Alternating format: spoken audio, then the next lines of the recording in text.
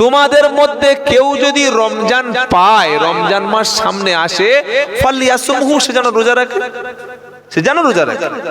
কেন? রোজার মাসে রাখলে রোজা খালেস নিয়েতে, বদলা ইহার যায় গো পাওয়া দুই জাহানেতে, বদলা ইহার যায় গো পাওয়া দুই জাহানেতে। কিছু বলার দরকার নেই, চুপচাপ থাকুন, সুবহানাল্লাহ বলবেন, জোরে বলেন না সুবহানাল্লাহ। এটা কবির কথা নয়, বিশ্বনবীর কথা।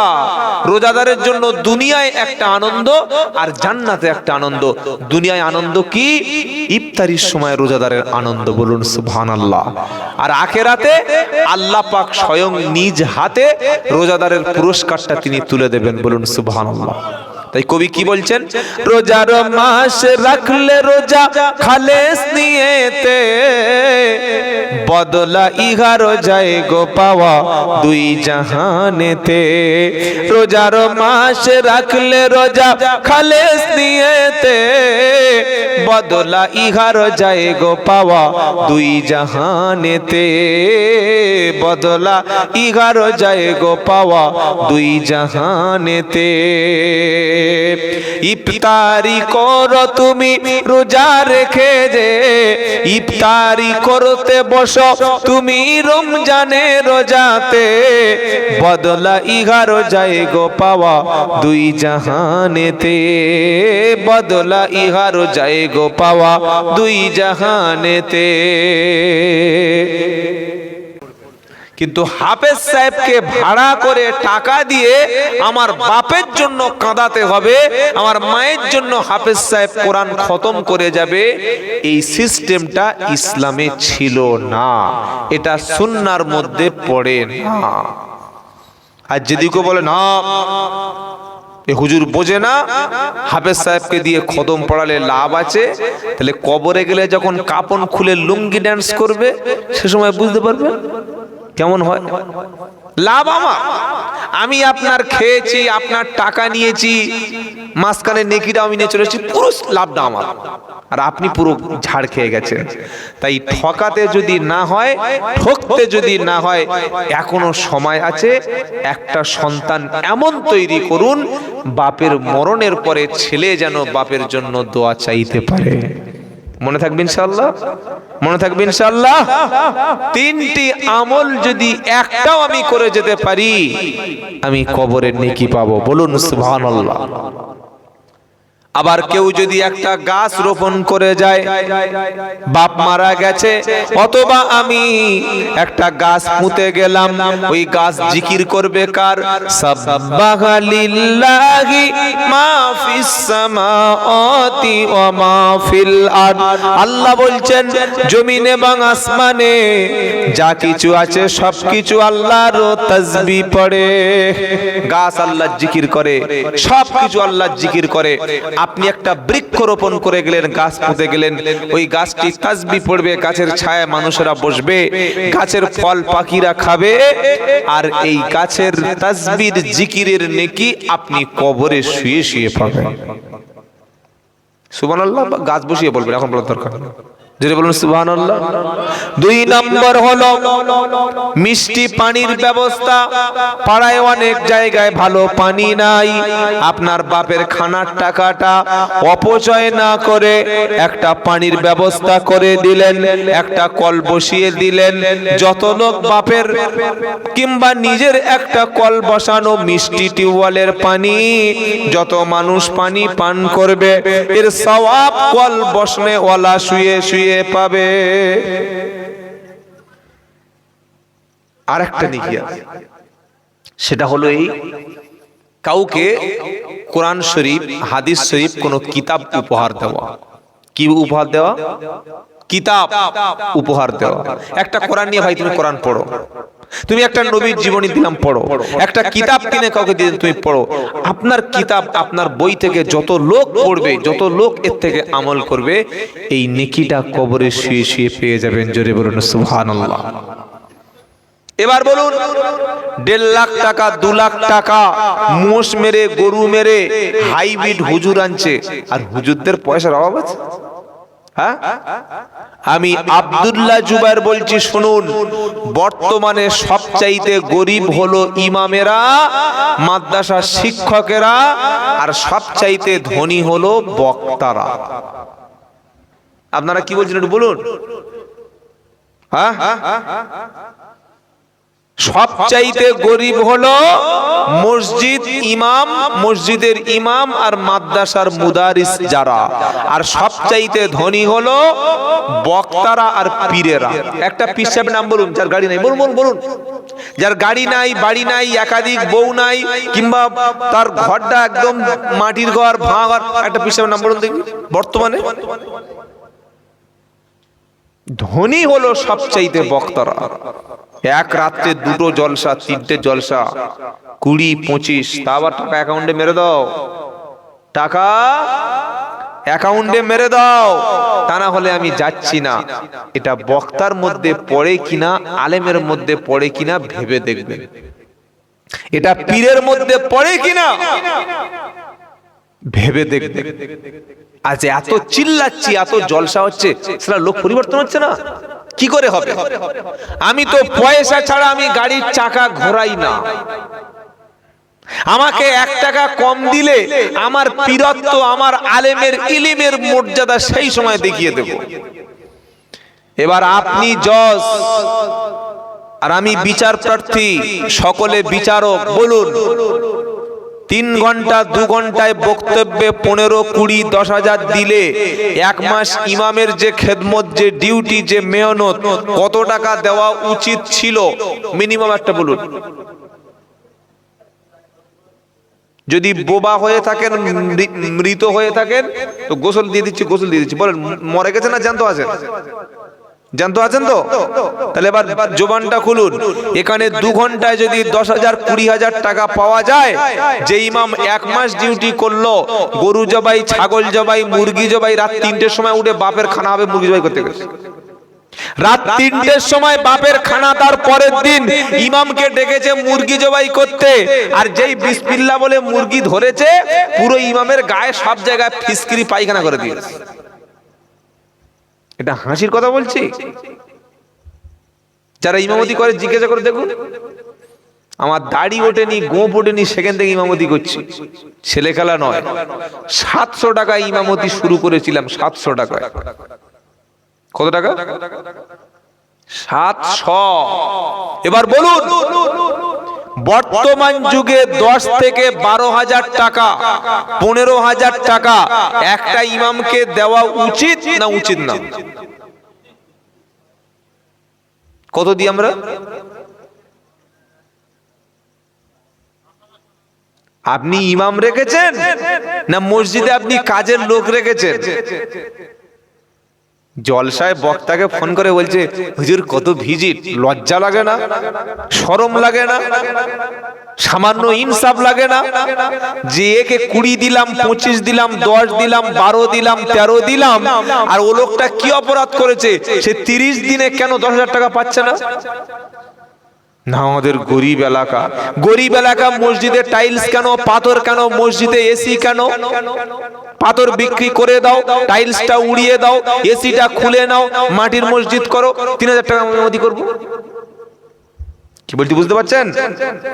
1 সপ্তাহ আগে বর্ধমানের রায়নায় আমার প্রোগ্রাম ছিল, কয়েক হাজার মানুষ প্রোগ্রামে এসেছে কোরআন শুনতে। আমি সেখানে 2.5 ঘন্টার বেশি কথা বলেছি। জিজ্ঞাসা করলাম, ইমাম সাহেব কে আছেন, একজন হাত তুলুন। একটা বৃদ্ধ লোক, প্রায় 55-60 বছর, বললে, হুজুর আমি 14 বছর 16 বছর ইমামতি করছি, 6,000 টাকা। সেক্রেটারির নাই বিবেক নাই, ক্যাশিয়ারের নাই ক্যাশে টাকা নাই, মসজিদের মুতাল্লি হয় নাই কানা, তো গ্রামের যারা ইমামের সঙ্গে ওঠা বসা করছে তাদের বিবেকটা কোথায় গেল? একদিনও ইমাম সাহেবের জিজ্ঞাসা করে কত দেয়, আপনার কত পায়, তারা জানে না? এ কথাটা কে বলবে? এ কথাটা কে বলবে? ও তো বললেই ও জলসা পয়সা দেবে না, বলে নামলে তো আর কমিটি দেখা করবে না। অনেক জায়গায় হয়েছে এরকম, এই শালা পয়সা দিবি না, ছেড়ে দে। তুই পয়সা দিবি না, তুই কি আমার রুজির মালিক? তুই নাকি রুজির মালিক? কোন জলসা কমিটি না, রুজির মালিক কোন মসজিদের ক্যাশিয়ার না। এটা আচ্ছা, এগুলো অসুবিধা হচ্ছে না আমরা বলছি বলে? জীবনতলার মানুষ তো, আবার শওকত সাহেবের এলাকা, খুব ভয় লাগে কথা বলতে, কি বুঝলেন বাবাজিরা, আল্লাহরা, ভাইরা, ইনসাফটা লক্ষ্য রাখবেন। প্রত্যেক ইনসাফ যার মরে গেছে তার বেঁচে থেকে লাভ নাই। কোরআনে আল্লাহ পাক বলছেন সূরা নাহল, ইন্নাল্লাহা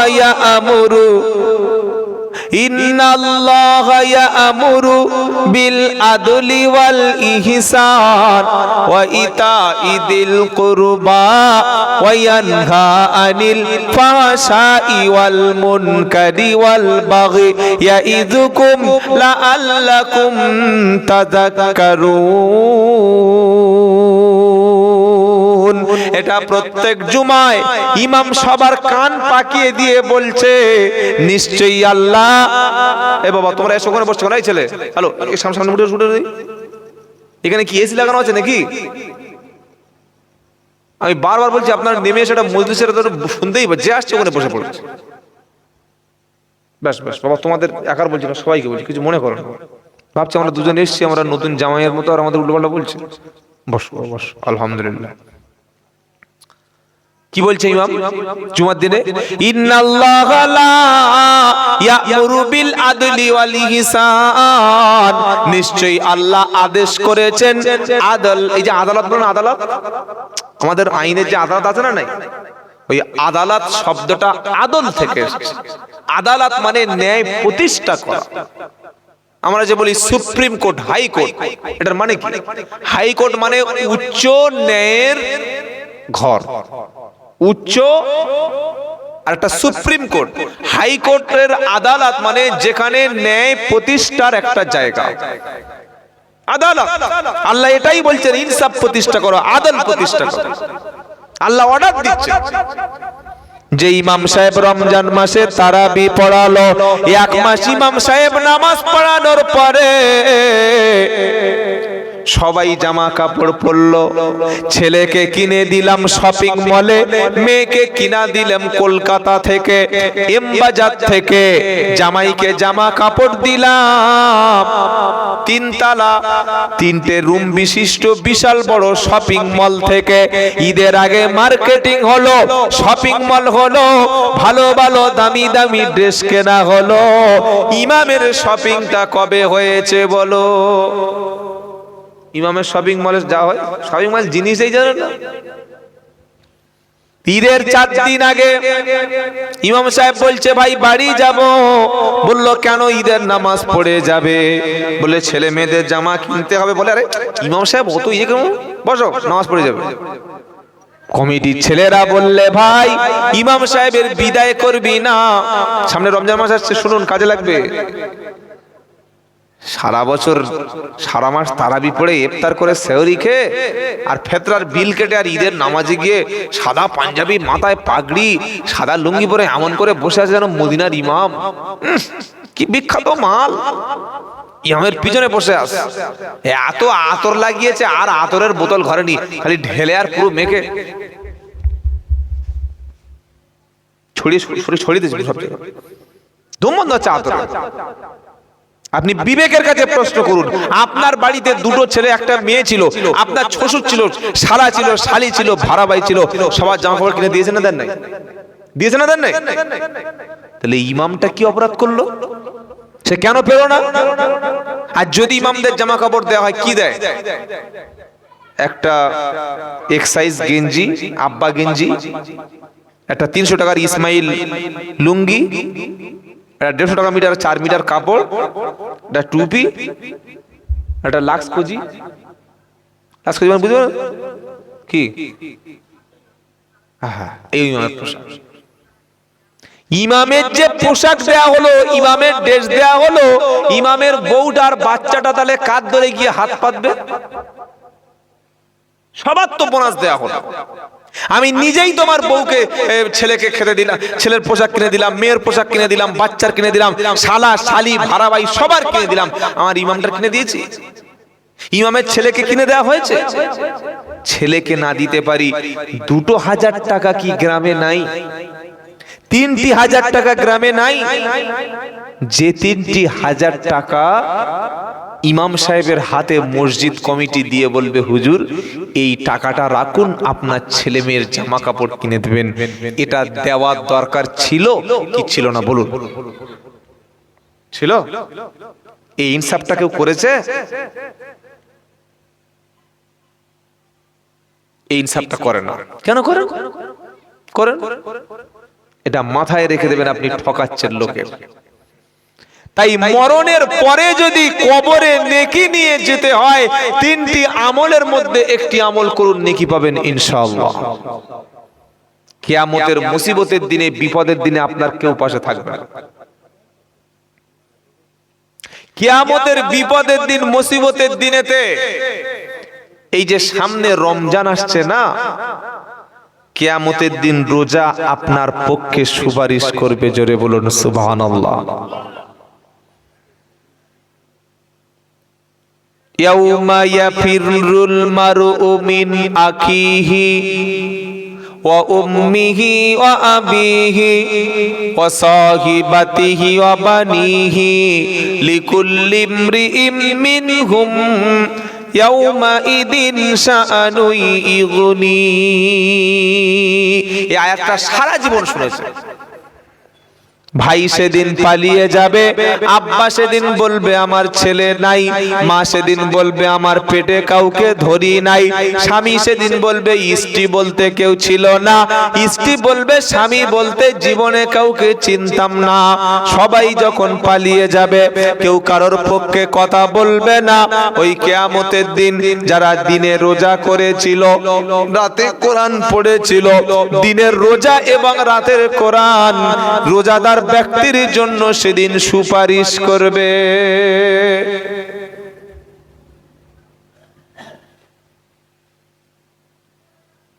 সাহারি, ইফতার, তারাবি, কিয়ামুল লাইল, এটা হচ্ছে রমজানের হক। বলুন সুবহানাল্লাহ। রমজান মাস কয়েকদিন পরে শুরু হবে। নবী বলেছেন রোজার মাস যখন শুরু হয়, আসমানের রহমতের দরজাগুলি, জান্নাতের দরজাগুলি সব খুলে দেওয়া হয়, আর জাহান্নামের দরজাগুলি সব বন্ধ করে দেওয়া হয়, আর শয়তানকে তালা দিয়ে বেঁধে দেওয়া হয়। আচ্ছা, শয়তান সত্যি তালা দিয়ে বাঁধা থাকে? নবী বলে তো মহারাজ, আপনি কি বলছেন? শয়তান যদি তালা দিয়ে বাঁধা থাকলো, তাহলে জীবনতলা বাজারে এক হাত দাড়ি নিয়ে লটারির টিকিটটা কোন শয়তানে কাটলো? বলো বলো বলো। শয়তান যদি সত্যি বাঁধা থাকে রমজান মাসে, তাহলে যে হারামখোরটা দিনের বেলা মাথায় টুপি দিয়ে যে ঈদের নামাজ পড়তে যাবে, মুসলমান নাম ধারণ করে, যে লোকটা গিয়ে দাড়ি চাচ্ছে, তাহলে এই শয়তানটা করতে গেল। শয়তান যদি সত্যি বাঁধা থাকলো, যারা রমজান মাসে গান শুনছে, এই শয়তানগুলো কোত্থেকে নাজিল হলো? কি বলছি বুঝতে পারছেন না? তো নবী তো বলেছে শয়তান বাঁধা, তাহলে শয়তানটা আসছে কোত্থেকে? এরা শয়তান নয়, কিন্তু শয়তানের মুরিদ। কিসের মুরিদ বলো? কিসের মুরিদ? শয়তানের মুরিদ। 11 মাস শয়তানের হাতে ভাত দিয়ে এমন বায়াত গ্রহণ করেছে, শয়তানের দলে ওঠা বসা করেছে, শয়তানের পক্ষে কাজ করেছে, শয়তানের মিছিলে হেঁটেছে, শয়তানের স্টাইলে খেয়েছে। তাই রমজান মাসে এসে শয়তানিটা আজও থামাতে পারে নাই। নবীর কথা ঠিক ছিল, শয়তান ছিল বাঁধা, আর জ্যান্ত শয়তান রাস্তায় ঘুরছে, এদেরকে কেউ বাঁধতে পারে নাই। কারণ যে ভেবেছে আল্লাহর রমজান মাসে আমার বাড়িতে টাকা থাকলে, পয়সা থাকলে, খাবার থাকলে আমি শুকাবো কেন, আমার না খেয়ে থাকার কোনো প্রয়োজন নাই, এটা হলো শয়তানের ফার্স্ট ক্লাস ভাড়া। ভাই, রোজা রেখে দেখি ভুঁড়ি বেড়ে গেছে। রমজান মাস কত কত করে চা খাচ্ছে দিনের বেলা। ইস আল্লাহ, তুই দাড়িটা কেটে খা। মুখে দাড়ি নিয়ে বিড়ি খাচ্ছে, মুখে দাড়ি নিয়ে দিনের বেলা খাচ্ছে। বউকে বলছে রেঁধে দে না, একটু গোসাঞ্জি সেদ্ধ করে দে না। কত বড় নেমক হারাম চিন্তা করে। আল্লাহ ফরজ করেছে রোজা কর। কি সমস্যা বাবা? তুমি রোজা করছো না কেন? উফ, পেটটা একটু কবরের চাপ দেখেছো? কবরের শাস্তি দেখেছো? আল্লাহ এক শ্রেণীর ব্যক্তিদের জন্য রোজার কিছু রুখসাত করেছে, রোজার জন্য কিছুটা ছাড় দিয়ে রয়েছে। বলুন সুবহানাল্লাহ। তারা কারা? কোরআন শোনাচ্ছে ফামান কানা। আমি আয়াত খুতবায় বলেছি, কি বলেছি? শাহরু রমাদানাল্লাযী উনজিলা ফীহিল কুরআন হুদাল লিন-নাসি ওয়া বায়্যিনাতিম মিনাল হুদা ওয়াল ফুরকান ফামান শাহিদা মিনকুমুশ শাহরা ফালইয়াসুমহু ওয়া মান কানা মিনকুম মারিদান আও আলা সাফারিন ফাইদ্দাতুম মিন আইয়ামিন উখর। আল্লাহ বলছেন ফামান শাহিদা মিনকুমুশ শাহরা ফালইয়াসুমহু, যে ব্যক্তি রমজান পাবে সে যেন রোজা রাখে। প্রত্যেকটা সুস্থ। আচ্ছা, আমার আগে যে মারুফ ভাই সাহেব বক্তব্য করে গেলেন, কি বিষয় বলেছেন উনি? কি বিষয় বলে, কি বিষয়? তাহলে আমি সে বিষয়টা বাদ দিয়ে বলি।